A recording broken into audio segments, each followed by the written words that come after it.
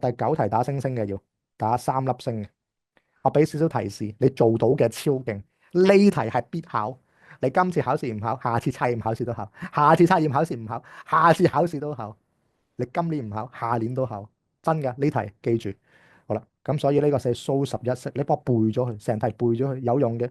蘇小學一共有咁多學生，幫我圈住，一共有365人。記住啊，一間學校唔係女仔就係男仔嚇，唔好話有啲變緊女仔或者有啲變緊男仔嘅情況出現啦。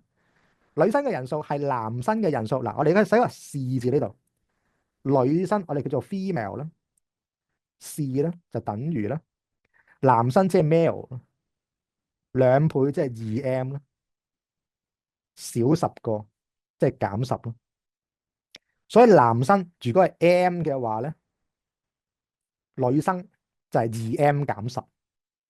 一見到共有就係呢個樣噶啦，幫我抄低，即係男加女，男加女，男加女等於365咯。OK，嗱，俾咗提示你噶啦，咁咪揾男仔咯，係咪好容易啊？係啊，你睇我做就容易啊，你自己做就做唔翻噶啦。所以學係冇用，練先有用嘅。好啦，第九題嘅答案咧，睇下你啱唔啱啦。M 加 2M 減10喎，咁 M 加 M 咧係先加到噶嘛？好啦，我想問大家，一個蘋果加兩個蘋果等於幾多個蘋果啊？舉個手指俾我睇下先。啱啦，3個啦。點解有人舉5個蘋果噶？你蘋果識分身噶？哎呀，救命，激死我啦，Jasper。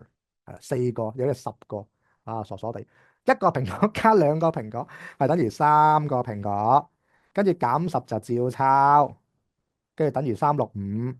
減10掉過右邊變加十就等於375，兩邊除3約咗個3，M 咧就等於375除3係125人啦。